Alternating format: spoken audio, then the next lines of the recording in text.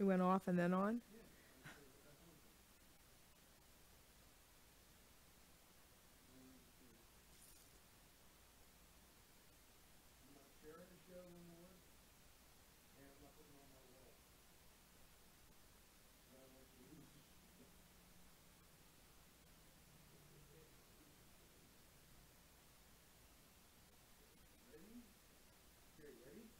Um, 2 more minutes, Gina. Let's wait a couple more minutes. We'll start at 5. I need to take a deep breath.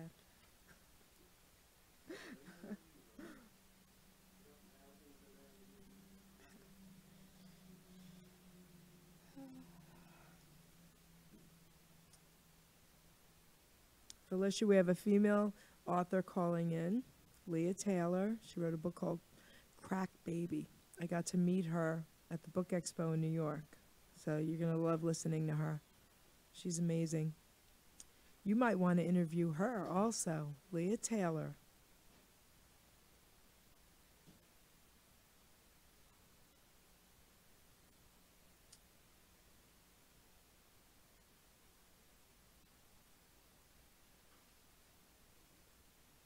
We're going to start in a minute, guys.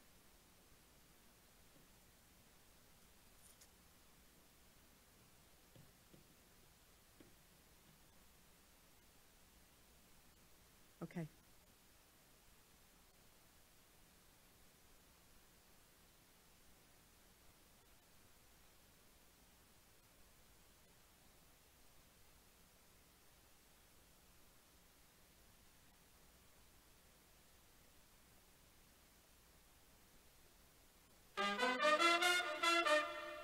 Ladies and gentlemen, Jerry Petito. I'm not an addict, I'm just an ass. And in time, this too shall pass. I'm not an addict, I'm just an ass. Jerry Petito taught the class. I'm not an addict, I'm just an ass. Loves the answer, the greener grass. I'm not an addict, I'm just an ass. One day at a time, free at last. When you don't know just what to do. Just what to do, just what to do. If what you're feeling is really true. Is it really true?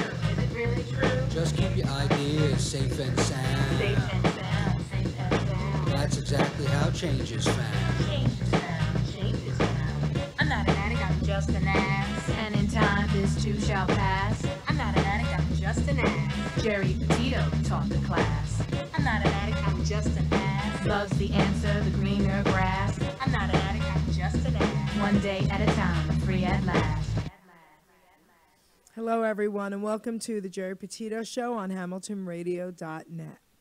We have an amazing guest that's going to be calling in soon. Her name is Leah Taylor. She's the author of Crack Baby. I got the pleasure of meeting her at the New York Book Expo for both our books, actually, this past summer. It was a great experience, and I got to meet so many amazing authors. She's an inspiring woman, and she's got a lot to say about why she even made a decision to finally write this book. So she'll be calling in soon, but before that, I'm going to just tell you about a few things that are happening. Okay, so Hamilton Radio and the Jerry Petito Show, along with Kim D and Company, proudly present A Night to Pay It Forward. Friday, May 18th, 7 to 11 p.m. Entertainment, Best of Both Worlds, live singers DJ, and the magician Jack Marwin. What we're doing, April Setti from New Jersey Buzz has gotten involved, and she's just donating her time, and we're having it at Old York, and they're also donating a foursome. We're going to have gift baskets and everything. We're doing a really great benefit here. We're giving back. We're actually giving back to Hamilton Radio for doing so much of what they do for everybody out there. Hey, Freddie. But we want to make a difference. These two young people, I have shows on Tuesday and Thursday nights. I'm actually going to be sponsoring them each one of my shows a month. One of them is called Teens with Dreams. Marco Panting, an amazing young man. He goes by Mr. Panting. He's so cool. He's going to have a show once a month on a Thursday night to inspire other teenagers. Whether you've had a rough life or you've been bullied or you know, your self-esteem is a little squashed right now. He wants to do everything in his power to help you guys achieve your dreams. I cannot wait for that show to start. The other show that I'm sponsoring on a Thursday night is called Top Cat Productions. Now, this is just, when you hear what goes on with this, okay? Elena Malfi is the mom, and her daughter is Megan Malfi. Megan has bipolar. But instead of sitting back and becoming a victim, this young woman also has something on Facebook, a blog called, or a vlog, whatever you call it, right? Do you know, what is it, a vlog? Called My Bipolar Rules. And what she's done is she's made a list of rules for you, even if you don't have bipolar, if you suffer from depression, anxiety, you're having a bad day, right? So she's made rules for everyone to go and look at them when you're having a good day so that she can tell you what to do when you're having a bad day. Luke Lucas is in the house. Hey, sweetheart. So, and Steffi, everybody. I just want to say hi to everybody out there. So, Megan Malfi also put together something called Top Cat Productions with her mom. And what they do is they put on shows, plays, for kids that can't afford acting lessons, even kids that are disabled, okay? It costs them nothing, okay? Megan and her mom Elena put this together for these kids free of charge. They give them singing lessons. I actually know firsthand. I got someone in touch with them who has twin little girls who couldn't afford lessons. They're giving them singing and acting lessons for free. So I'm experiencing this firsthand, guys. So we're really trying to do something amazing here with this benefit. This benefit can benefit all of us, all right? So I'm hoping you guys come out. It's going to be dinner and everything at Old York Country Club. If you're interested in buying tickets, if you're interested in an ad, we're doing an ad book as well. Get in touch with me, Jerry Petito, on Facebook. Kim D, she's also involved. Kim D's amazing. When Kim D approached me that she wanted to do something to give back to me and my show, Hamilton Radio, and these young people, I was floored. I was floored. Okay, so Kim D, amazing woman. So I'm hoping that this is going to be a huge success. Actually, I know it's going to be a huge success. So if anybody's interested in helping out or coming, buying tickets, please get in touch with me on Facebook. So having said that, Gino, why don't you tell everyone about, Amazon, whatever we want them to know? Sure. How you doing, everybody out there? This is Doc G, and yes, we are doing all kinds of things at Hamilton Radio. You can also go to the affiliate page, and you can click on any of the donate buttons there. There's different monies, values there you can click on. You can donate whatever you want. If you want to donate $1, you can donate $1 to any of the ministries, any of the shows that are charity, non-charity shows that you can want to do. You can do that. We also have Best Buy, Amazon, and a couple other places where if you buy, we get a portion of the money too. So it's a great way to buy what you need and also help Hamilton Radio continue to give you great shows like the Jerry Petito Show and new shows coming up very, very soon. So we appreciate everybody for helping as much as you can. It's HamiltonRadio.net, and just click on that affiliate link and it'll take you right there. So guys, I'm the author of I'm Not an Addict, I'm Just an Ass. If you haven't purchased my book, I'm asking you as a favor to me to do it. And if you go through Hamilton Radio, through Amazon, through us, they will also get a portion. So Hamilton Radio has been voted 7 years in a row the #1 internet radio station. We are doing so many amazing things for people, and not just here in this country. We are all over the world, okay? I can't tell you how many shows I have people saying hello from Ireland. I mean, that just happened 2 weeks ago. Hello from Australia, right, Gino? I mean, hello from London. We have singers calling in. Beautiful, beautiful, beautiful guests. They listen to us from all over the world. So if you haven't purchased my book, guys, it's only $10. It can help someone. Every one of us out there knows someone who needs the help, someone who is either an addict or a family member or a friend or someone, so please purchase my book. I would really appreciate it from the bottom of my heart. It will help so many people. We're going to be waiting patiently. Hey, Timmy Davis. We're going to be waiting patiently for Leah Taylor. Leah, if you're listening, sweetheart, phone lines are ready for you. She's supposed to be calling in at 5:15. You're welcome to call in now. Timmy Davis, baby, I'm hoping to see you later on tonight. Get some poker going. I need a poker game, guys. She's calling? Okay. Hello? Hi, Jerry. It's Leah. How are you? Hi, Leah. How are you? I'm good. So why don't you tell everyone your full name, the name of your book, and how they can get your book. Start there, and then I'm going to read your poem to you. Let's start there. Okay. My name is Leah Taylor. I'm from Oakland, California, and I wrote a book called Crack Baby. You can find it at www.crackbabybooks.com, or just give me a call, 510-917-6744. I love it. So I'm going to start the show, girlfriend, with your poem. Okay. All right. So it's called Crack Baby. Okay. All right. Leah Taylor is someone I met at the New York Book Expo in June. I knew that wasn't the end. We'd be catching up real soon. Her book caught my eye. I walked over and said, hey. We talked for a while before walking away. Crack Baby is the title of the book Leah wrote. I'll let her tell you. I don't want to misquote. Her book did hit home on addiction, you see. But I never smoked crack. It didn't pertain to me. That's what addicts do. Excuses we make. Addiction is addiction, for heaven's sake. Heroin or crack, sex, food, or money, addiction will destroy, and I'm not being funny. Leah loves to travel. Can't wait to hear her say the places she has gone to on any given day.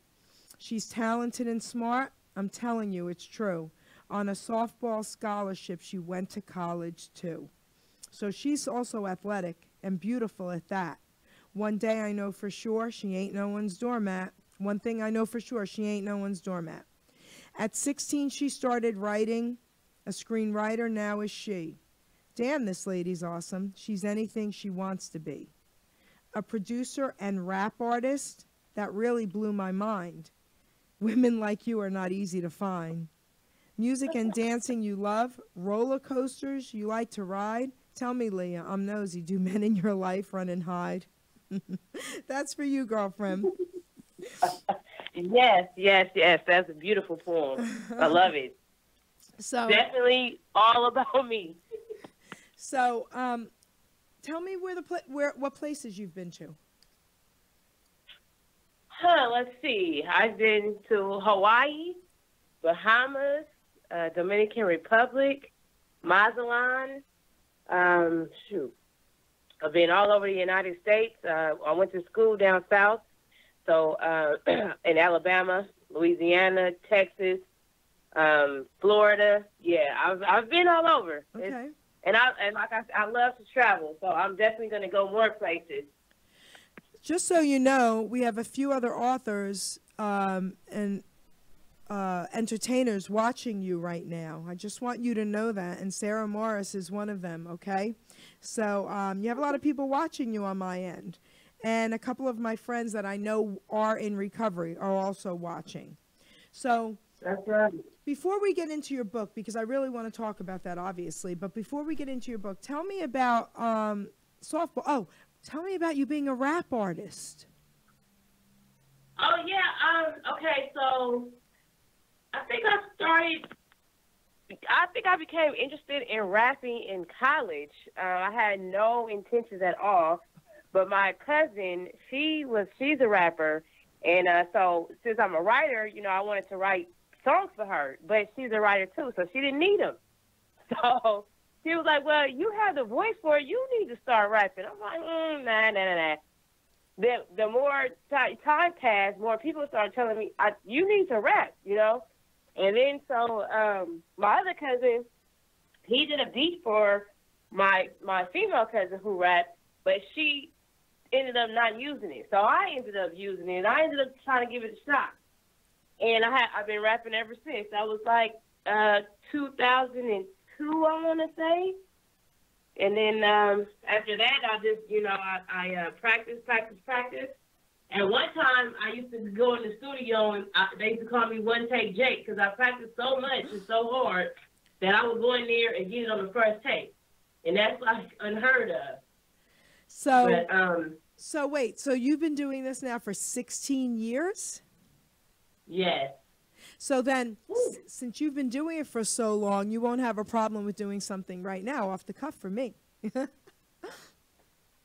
Oh, sure. Let's I do can it, something for girlfriend. you. Yes.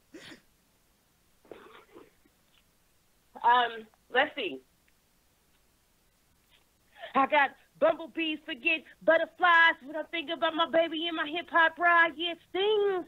Maybe once or twice, because I know I got to get your baby in my life. Reminiscing because I'm missing him and I barely know. Speeding up the hotline while you taking it slow. And I'm going to take it to go. I'm addicted to, good girls. You know they never tell. Yeah, acting on Diddy when he ringing my bell. And I ain't talking about streets. It's deeper than that. Run his hands through my hair even when they nap. I can laugh and relax. I'm drawn to the needle. Then my angle and precision is that of a fetal. Because I developed all these feelings that I cannot hide. I'm running high.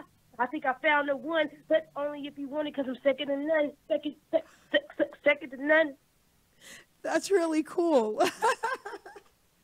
I can't listen because I got to meet you personally, and I mean, we even got a photo together. I can't imagine that coming out of you. That's the funny thing is, every single time I get on stage, everybody thinks I'm getting ready to sing. Oh, she's getting ready to sing. Yes. No. And then I open my mouth. Everyone's mouth drops open because they're so shocked that it's coming out of my little self. Well, Doc G, the owner of Hamilton Radio, is here with me in the background. So tell her what you just thought of that, because he hears this all the time. I loved it. Oh, well, thank you. I think it was really, really. I love stuff when it's like down to earth and. It really makes a lot of sense. So, yeah, that was good. Good job. That's crazy.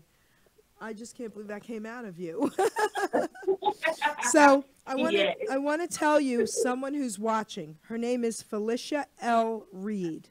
You guys have to connect on Facebook. She did an interview for me also. She is an amazing woman that has come through so much abuse on so many different levels. All right? So I want you guys to connect, and Fearless Women. She wants to connect with a lot of fearless women, and I told her you have to be one of them. Okay? So Felicia L. Reed, she's listening, so she's very interested in talking to you. So okay. All right. So the floor is yours. So tell us about your book, but what I really want you to talk about first is what inspired you to write this, and what about you and your life? You know where I'm going with this, because we did talk prior. So just tell. So let's talk about what inspired you to write this book first of all.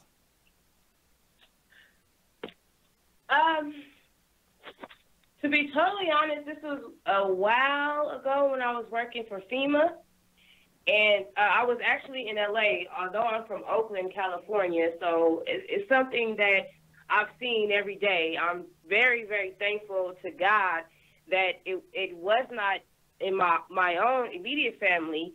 I didn't have any crack addiction in my own immediate family, but I see it every day in my community. So it just popped into my head one day that, because I never really was interested in writing books. I'm more of a screenwriter, but it just popped into my head one day. And it was something that God said, this is something that you need to do.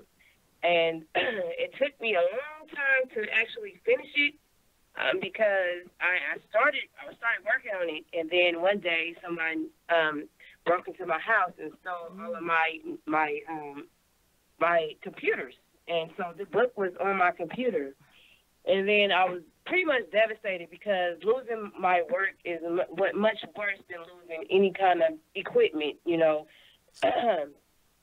So one day I still, God was still speaking to me and told me, you still have to do it. You still have to do it. So I'm like, well, how am I going to do it?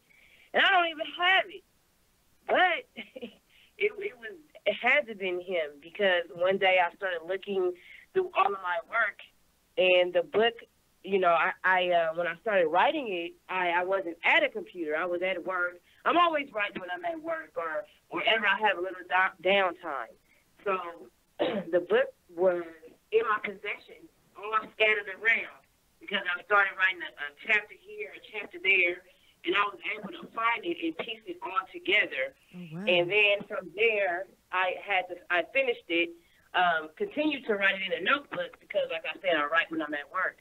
And then, so it took about 10 years to actually see it in finished form. But like I said, you know, since I felt that it was a message from God that I had to do it. So that's where the inspiration came from, just the thought that popped into my head from, you know, living and seeing it every day. So, do you have the book with you right now? Could you read I do something? not. Okay, you don't. So tell us about the book. Tell us the storyline. So the storyline, it starts off, it's a flashback. So it starts off with a young man named Philip at the age of 25 getting arrested again because, you know, it's like his second home. And he's, at this moment, he's trying to figure out how he got here, and he wants to change it. So, you know, it took him several times to go back and forth to jail to realize that he was on the wrong path. However, he started off on the wrong path because when his mother was pregnant with him, she was doing crack. So he was born a crack baby, and he struggled with that because, you know, he had issues and episodes in school, which people caught, basically of him acting as a crack baby. You know, their attention span and all of that. So he fought his way through his childhood. If anybody laughed at him, he would fight. Oh. The tragic part about his life at the age of 8, he was dragged into the drug world, not because of anything else but the poor choices of his mom. So to pay a debt back, a drug lord came to his house. This was probably about the 5th time, and pretty much told him, "Oh, you're going to have to work for me now." So at the age of 8, he started selling drugs himself.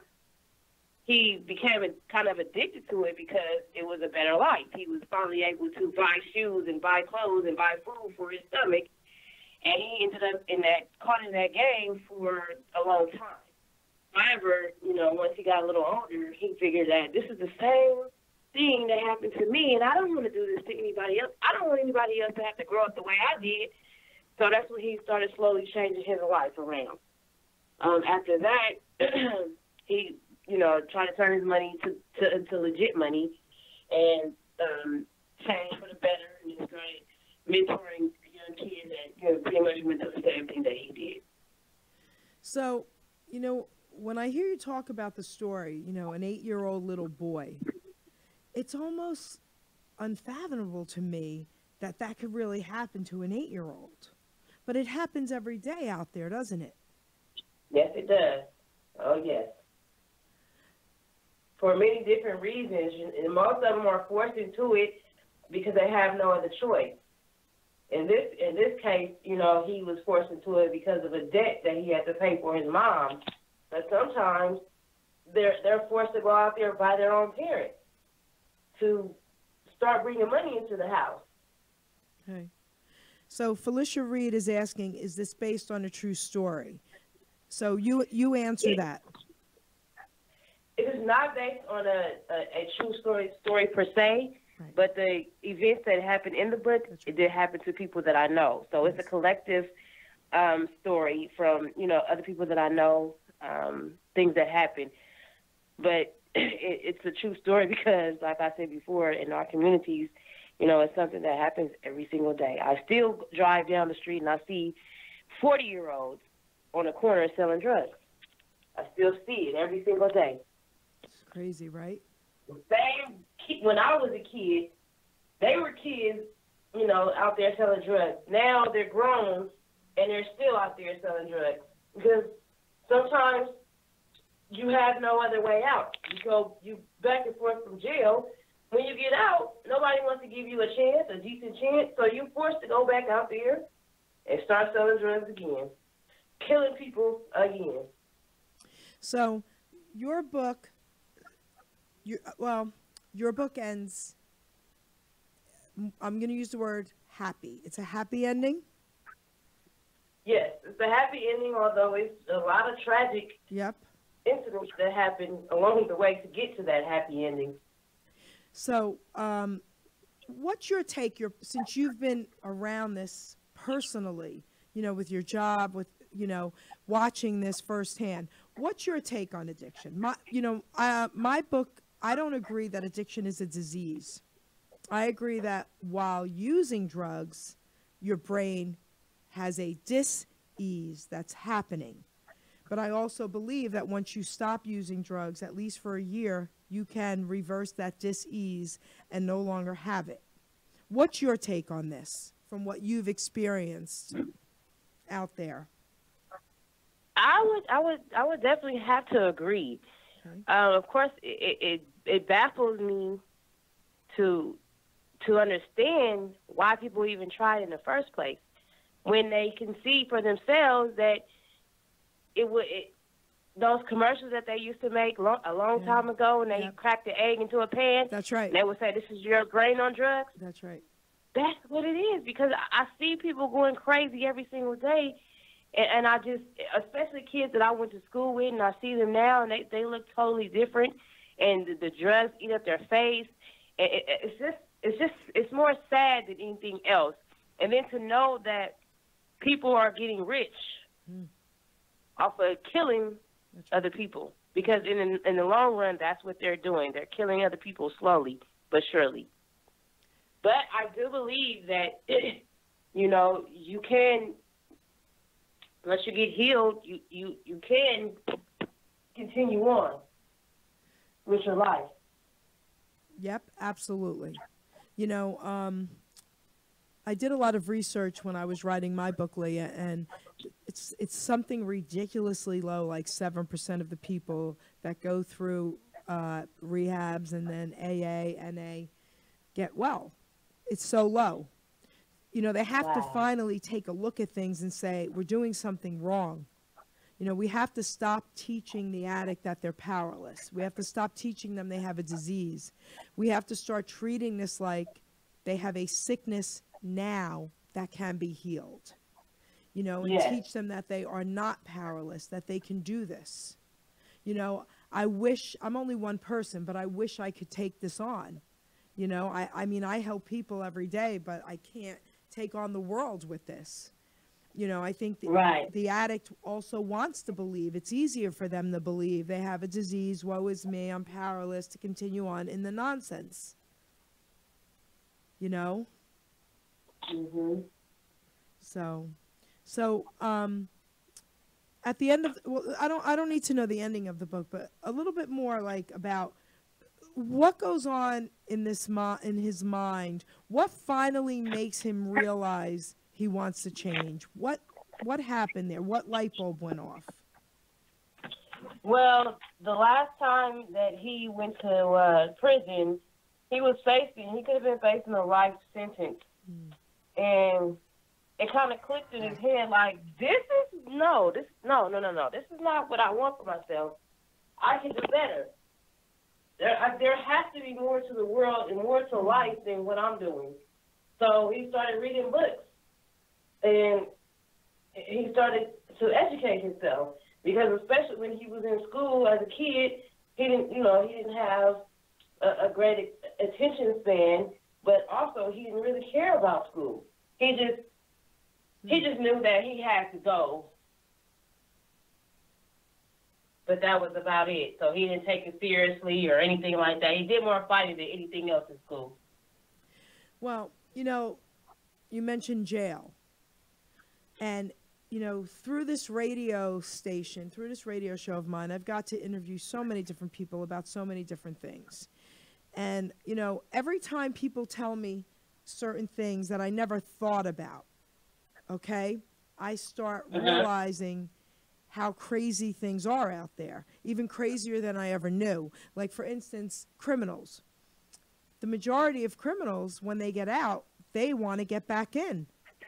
They are safe there. They are safe there. So what do? They go out and kill. I think our system is so broken, even for these children, you know, who were born to addict moms. I mean, our system is so broken. There has to be some way to correct most of this. You know, prisoners that come out, you don't just let them out and throw them to the wolves and say, okay, you're free. You know, we Right. also need to do something about that, because they're going to end That's up, some type of program yeah, that's to right. help them get back That's on right. their feet. Because they are going to kill again. They'll do anything to get back in there. Right. You know, it's just so horrible. I personally think that's the type of brainwash, and pretty much they're held prisoner to their own ridiculous thoughts. You're right. You're absolutely right. What do you see? You said for FEMA, right? Yes, Okay. yes. So what do you see in the next 10 years? What do you see happening With just the world. with the drugs, with the world, with the kids? Well, unfortunately, I see it getting much worse before it gets better, and that just goes for all the tragic incidences that we're having. It's just back to back to back, and it's just like, I wish I had an answer to figure out how to make it better. How do we get it back to, even though I was born in the 80s, how do we get it back to the 70s when, you know, for the most part, we got along, lived in peace, had great music, could go out and party, leave your doors unlocked. How can we get back to that when every day we're scared to send our children to school? You're right about that. You know, I was born in the 60s, and I remember, and I lived in New York, and we had family members on both sides of the street, you know, and around the block, you know, and up the street. So we were all family and good friends, and it didn't matter where we went. If we weren't allowed to go, you know, 3 blocks down, you know, because we were too young, and we snuck, our parents always knew, because they had spies everywhere. So everybody looked out for each other's kids, you know? And, you know, that's just a thing of the past. I just wish it could get like that again. You know, I just don't see that ever happening. And, you know, the other thing about drugs, and I've said this so many times, and people really need to get this. You know, our food is nothing like it was when I was growing up, or even when you were young. The food is so much worse. Everything has sugar in it, and our brains cannot distinguish the difference between opiates and sugar. And that is a that is a fact. So that is why all these addicts are addicted to sugar. And you go into rehabs, what do they have? Candy machines, sugar, all the soda they want. So they're not helping anyone in a rehab. They're keeping them addicts. They will be addicts forever. You know, and that's the sad part. That's what pays, you know? That's right. So it's so much bigger than the drug. I mean, I could go on and on and on, and if you get me started, you won't get me to stop. But it's so much bigger than the drug. And it's choices. Right. And it's choices. And unfortunately, like what you were saying, you know, 8 years old, you've seen that so many times where these poor kids are already involved in things. That is heartbreaking. That is tragic. You know, if an adult wants to choose, fine. That's your choice. But when you involve children, that is tragic. They should be safe. Yeah. And I remember when I was a kid, you know, right around the corner where I grew up from, the action of kids out there on the block selling drugs. So when you grew up as a child, you actually would walk down the street and they were selling drugs on your corner? Oh, yes. Oh, definitely. And it was one time I would not forget, because I was out there hanging out, being with the bad boys, and it was a man that was pushing a stroller with his baby in that stroller, coming to buy drugs. And that just kind of burned my eyes, because I could not believe it. But I also felt so bad for the child because it's like, what kind of life is this child going to have when he's in a stroller and his dad is going to buy drugs? Oh, my goodness. So what's going to happen? Is he going to eat today? Is he going to get a decent diaper? Is he going to get a diaper change? I mean, it's just sad. That's something I would never forget. And I was a kid when that happened. Oh, my goodness. Yeah.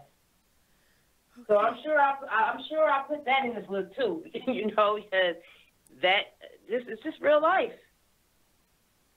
Wow.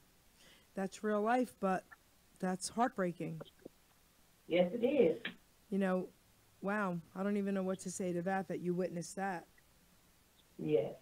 I mean, I had a lot of older, stupid cousins getting high, you know, that introduced me, but no strange grown-ups trying to sell me drugs when I was a kid. Yeah. So it's a problem that I believe is getting worse now. It's even because before when it was, you know, oh, let's just smoke some weed. Now the kids are trying any and everything. They're mixing chemicals together to see how they could die quicker. They want to see if they can not. I mean, it's unbelievable. You know, I'm going to say it's something. Like, warning, you could die from this. Why? How could you even get a rush from taking something that you don't even know if you're going to die? You don't know if you're going to drop dead any second. You know, I'm going to say something that's going to sound really stupid, but heroin back in the day when I was young was a lot cleaner. It could have killed us, obviously. We were idiots for doing it then, but I'm saying it didn't compare to the heroin today. You know, and the heroin back then, and it was expensive. It was like $20 for a little tiny bag of it. Today, they're giving it to these kids for $3 to $6, and it's poison. Oh, yes. Yes. So what do you want to tell everyone out there about your book again? Let's talk about your book a little bit more. So what I want to say is, I'm glad every story that I write, you know, I definitely want to include God in, and I definitely would love to have a happy ending. That's not reality. Right. That's right. But with this Philip, at least he did realize, you know, no one taught him, no one told him, because they drug him into this world. So just being in the world for so long, and, you know, just as he became a man, he figured out that, look, something's not right. He had that feeling like, something's not right. I have to change. You are looking at the man in the mirror. Because if you don't want to change or you don't want help, you can never get it. You'll never change if you don't want to if you want to change for yourself. And that's, you know, the story that I want to convey, that it's never too late. It's never too late to change and make it better. So that's why I really liked your book, because, you know, there's so many books out there, movies out there without happy endings. And I'm not all about happy endings, but I like to have my show bring awareness to let people know that it is possible.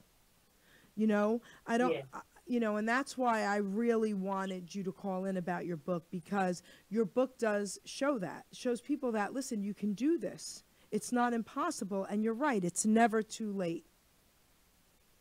You know, there's so many people out there, even family members of mine, that are struggling. And it's never too late, guys. And you can do this. You're stronger than that. You know, I just wish everybody out there would really understand that. Because there is no one, today especially, that will be a drug addict for 40 years and be alive. There is no one out there. That will not happen. Okay? Especially with today's drugs. Right, Leah? Right. It's just not an option. It's not an option. You know? So I don't even understand today why people do drugs, especially with the poison that's out there. Right. You know, You don't know. Black people are putting into these drugs because they're man-made. that's right. Man-made. They're not grown. You're right about that. You are so right about that. So, tell everybody how to get your book again. You can find it at www.crackbabybook.com. Yes. And this is Leah Taylor, everyone. She's an amazing author. I got to meet her at the Book Expo in New York this past summer. She's a beautiful person. She's so inspiring. I don't want to let you go yet. I want you to tell me about your softball. Okay. Tell me about your softball, because I was a little bit intrigued with that you went to college on a softball. Tell me about that. That also is an interesting story. You know, God is amazing. God is amazing. Yes. Yes. So it was the summer after my senior year. I had graduated already, and I have always been the person that I push myself. I don't need anyone to be like, "Come on, Leah, you got to do it." You know, it's lovely, and I'm thankful that I have a very supporting cast behind me. My family is the biggest supporters of. You know, I'm thankful for that. However, I've never been that type of person that I'm not a slacker at all. I'm always pushing myself. So I knew I wanted to go away to college. I did not want to stay in California. I wanted to go somewhere. So that summer, a guy that I went to high school with, he was a football player. He came to me and he was like, "You know what? I know someone who's looking to give scholarships to females for softball." And he was like, "I thought of you." And I just so happened, I'm probably the only one on my team that had video, because my mom, like I said, supporter. She took video of me when I was playing softball. I started when I was about 8 years old. She took a video of me, especially my last couple of years playing, and I submitted it to him, which he sent it out to different schools. I had about 6 schools to choose from. They all wanted me, and like I said, it was at the last minute, so I just kind of was like, okay, I'm going to go to this school. So I chose to go to Alabama A&M in Huntsville, and it was the best time of my life. I wish I could go back to school now. I loved playing softball. It was just the most amazing experience, and I say to anybody out there, if you can, please go to college, because there's no other experience like that. And I'm still searching for it, and I graduated in 2002. And I wish I could find something, you know, that was like college, because it was the best time. But you also made great choices. Was second, but when I actually played the whole entire infield, but my main position was second. Okay. So I got a scholarship for second base.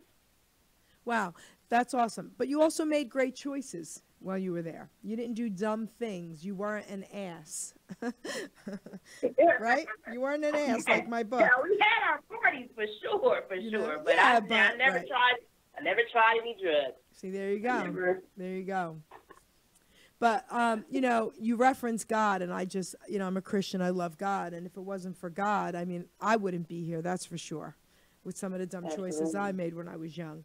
So, you know, God is good. And, you know, I try to tell everybody out there that even if you don't believe in God, put it out there and ask them if this crazy lady's right, because something has to be bigger than all of us. Because I can't imagine going through life believing I'm it. Because if I had to rely on me 24/7 to get me through the day, I wouldn't do a very good job of it. I understand that, yes. You know, even my email is WWJDJerry. I have to remind myself every single day, what would Jesus do? Because I'm afraid of what Jerry would do. You know? Now that's funny. So, but it's the truth, Lee. It's the truth. So, well, I want to thank you, girl, because, you know, I just think you're an inspiring woman and, you know, beautiful inside and out. And your book is awesome. And, Thank you so yeah, much. your book is awesome. You know, when I first saw the book cover, I got a little nervous. I was like, oh no, like, you know, were you a crack baby? Do you remember I asked you that, right? Yes, I asked you that. And, you know, it was when at the book expo, so many people came up to me and just was like, "Oh my gosh, I know someone like, oh my goodness, this picture, oh my goodness, Yes. can I tell you my story?" It was just an uplifting moment in time because it touched so many people in different ways.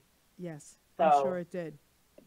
You know, I was really glad when you said, no, I wasn't a crack baby. I actually never did drugs. I remember that conversation with you.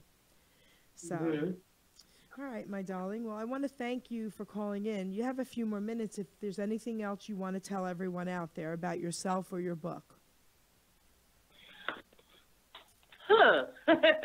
Well, I also, like you said in the beginning, I also I do film. I'm a screenwriter. I'm dabbling in production as well.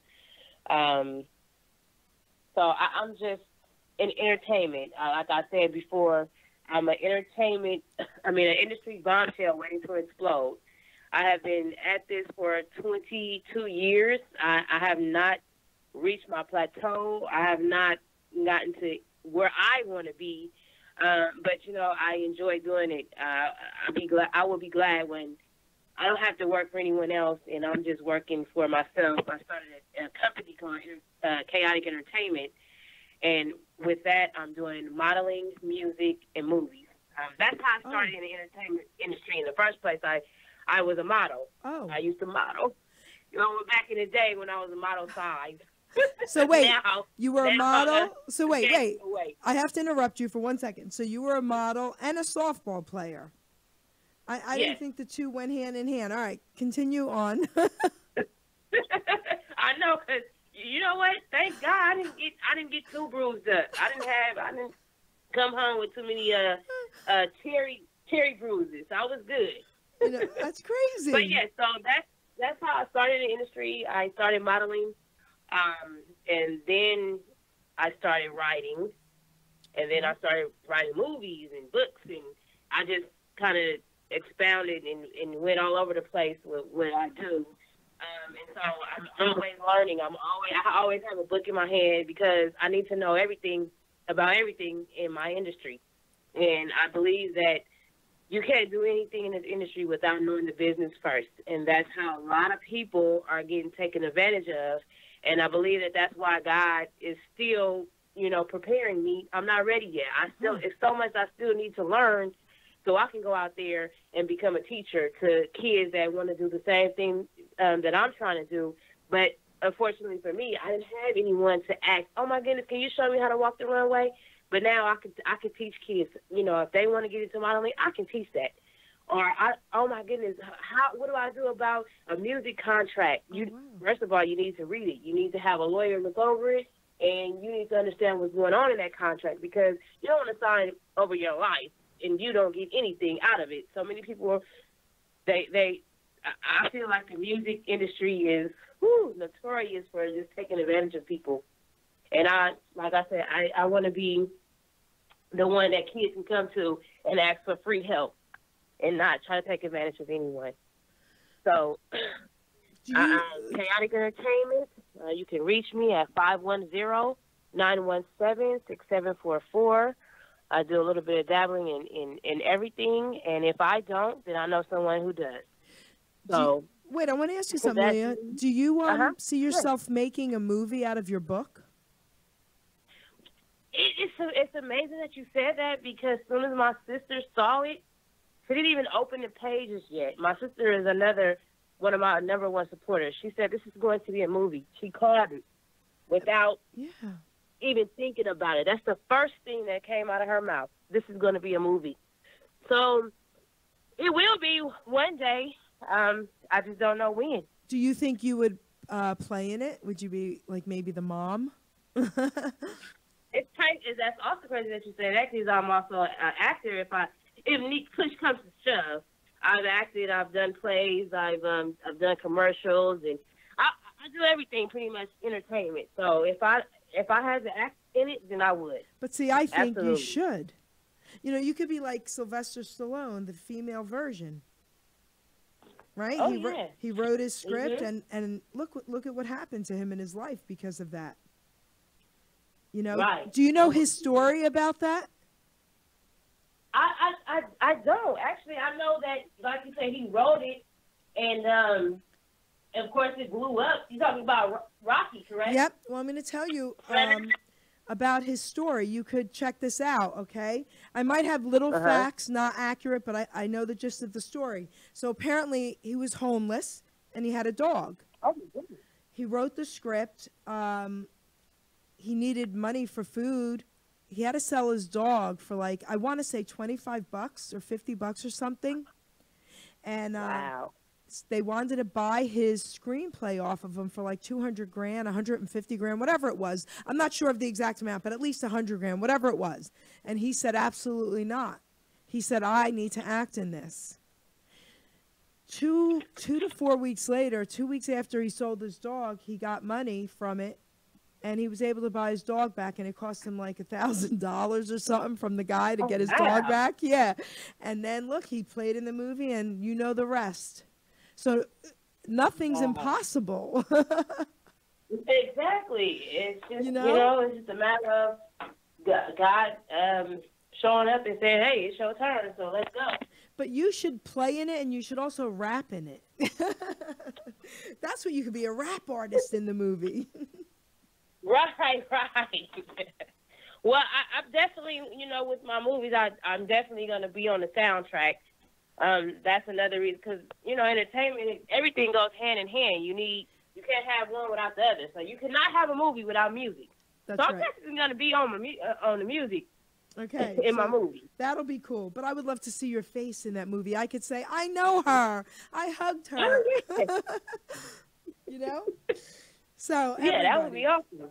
everybody, I just want to say, this woman here, Leah Taylor, author of Crack Baby, you have to check out her book. She's an amazing woman, very inspiring. She tells the truth. God's in her corner, and that's amazing also to me. So, Leah, I want to thank you so much for being my guest here tonight. I want to thank you so much for No. having me. No. That's totally amazing. I really, really, really appreciate it. Well, you are welcome back. We can get you back maybe in the fall. We'll get you back. We'll throw around some Okay. dates. This show has already been shared. I shared it on your timeline, and I've also shared it to Australia. Okay? Oh, beautiful. It's in California. It's in Texas. So it's already been shared to a few different places. I just want to say I love you, girl. Okay? You're an inspiration. I love you You're too. such a beautiful person inside and out. And I want to thank you again for calling in here tonight. Everybody, Leah Taylor, Crack Baby. Tell them once again how to find your book. You can find Crack Baby at www.crackbabybook.com. Please go on, show your support, and you will love it. You absolutely would love it. Leah, I want to thank you, girlfriend. All right. Thank you. You have a beautiful and a blessed night. You too. Thank you. Thank you. Bye. Bye-bye. So, guys, I'm going to be cutting the show a little early tonight. So I'm kind of under the weather myself. So anyway, I really want you guys to check out her book. The book is an amazing book. I got to read it. And, you know, the way she wrote it, she really does depict what's happening today. You know, it's not something that's just so far-fetched. Every single thing that's in her book is true to life, to what's really going on today with our kids. You know, if anybody out there, and I say this all the time and I mean it, if anybody out there is struggling with any kind of addiction, I don't care what it is, because addiction is addiction, guys. I don't care if it's drugs, if it's alcohol. I don't care if it's sex. I don't care if it's food, okay? I don't care if it's gambling. Whatever it is, I can help you. So if you reach out to me on Facebook, private message me, I'll be more than happy to even send you one of my books. I can get you in touch with people that can help you.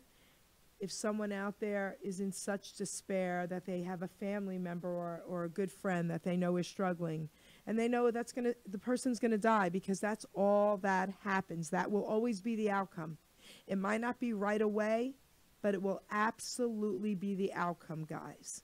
I don't know any drug addicts that have been using for 30, 40 years that are still alive, okay? So I say this all the time, and I'm going to say it again. The drugs that we used 30, 40 years ago are so not like the drugs out there today. You don't even, I know it sounds stupid, because even back then the drugs were bad. Drugs are bad, but they don't compare to what's being sold today. You have no clue what you are getting, okay? And I'm going to tell you something I learned through all this, research I did when I was writing my book. I learned that that they make these drugs, okay? Then they tell them where to sell them. They tell them to go to, areas, that they feel are in, poorer areas. I'm going to say that. They tell them to go sell these drugs there. They want to see how many people overdose, because if they could get a lot of people to overdose, do you know they can make more money on that drug? More people want it. How sick is that? Okay, and that is a fact. So once again, I'm going to put this out there. Everybody knows somebody who's struggling with some sort of an addiction. Okay, Hamilton Radio, the Jerry Petito Show, we want to help you guys. We have a lot of connections, Footprints to Recovery. Okay, we're connected with them. We have answers for you. We can help you with something. Okay, guys? So, and it'll stay between us. Just privately inbox me. We will help you. Right, Gino? That's what we're here for. All right, guys? So I want to thank everybody out there for watching my show tonight. I'm cutting it a little early tonight.